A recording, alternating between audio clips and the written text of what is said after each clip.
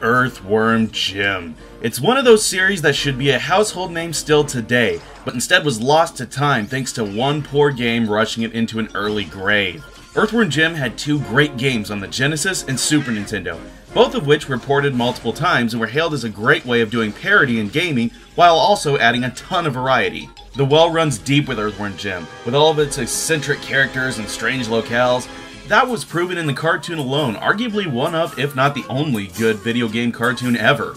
I already talked about Earthworm Jim 3D, the game I mentioned earlier that killed the series unfortunately, and how poor that game is, but there was one more Jim title that flew under pretty much everyone's radar. Earthworm Jim, Menace to the Galaxy. No one ever talks about this game. Granted, they don't mention Earthworm Jim 3D much either, but this game is somehow even less. As great as it would be for Menace to the Galaxy to be an underrated gem, it's quite the opposite. The Earthworm Jim games are filled with humor, variety, charm, and challenge. Menace to the Galaxy lacks literally all of this. Right from the beginning, you can see that the sprites are fairly unimpressive. Jim himself looks okay, but he doesn't sport that overly determined scowl from the first game or the goofy jog from the second. Now granted, this is a Game Boy Color game, so you're going to be limited in what you can do, but even still, when games like Wario World can exist and give their main character a ton of personality on the same platform, that excuse is only going to go so far. The locales are all pretty basic and uninteresting as well. Instead of a junkyard or an intestinal tract, something weird and unforgettable like the early games, you're instead treated to nondescript levels like sci-fi and graveyard. While the levels aren't god-awful, they tend to repeat a lot and it's very easy to get lost, something we'll get into a little bit more later.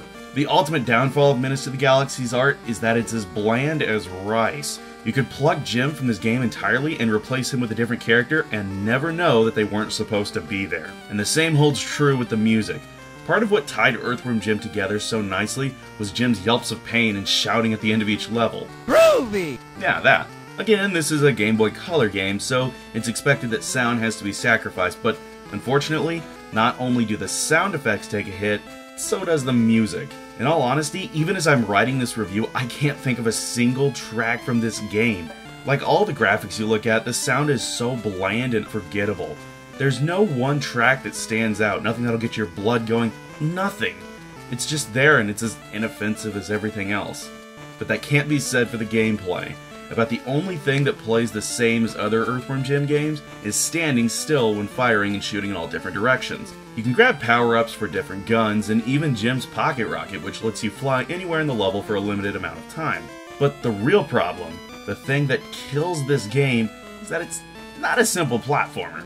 Instead, this game is all about collecting all the nuts in each level to progress. This is done by essentially killing every enemy, as they may hold some, and searching every nook and cranny before continuing. The control is passable. A jumps, B shoots, Jim can't fire and move at the same time like every game, but oddly enough, his whip move is totally missing. I'm sure this is due to the lack of buttons on the Game Boy Color, but it's a pretty notable omission. Overall, the control isn't bad. Jim works like he should, and very rarely is it difficult to make a jump or shoot at an enemy or boss. What's frustrating is the complete lack of checkpoints. While this game does feature a password system, if you die even once in any given level, you have to recollect every single nut that you've gathered for that level. The problem is, the level design tends to be all over the place. I mentioned earlier how easy it is to get lost, and that holds true on the levels with a vertical layout. Even more ball-breaking is that these levels seemingly have no way to die from falling into a pit until they just do. There's no way of telling, and that's a problem because other parts of the levels, you'll need to jump down a hole to find nuts that are down there. Thus, most of the difficulty in Menace to the Galaxy is just memorization. No variety, nothing real interesting, just remembering where everything is, and suddenly, this is a rather short game. The real issue here is that Menace to the Galaxy is a below-average platformer with some issues that can be forgiven because it's on a handheld. Had this just been a game called Menace to the Galaxy and featured some new character, it'd be completely forgotten and I likely wouldn't be talking about it.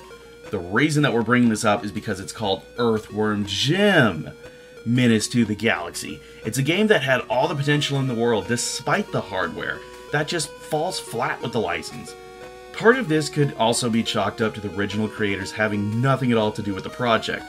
Part of it could also be due to limitations, time, or even the fact that it was just rushed to capitalize on the ill-fated Earthworm Jim 3D.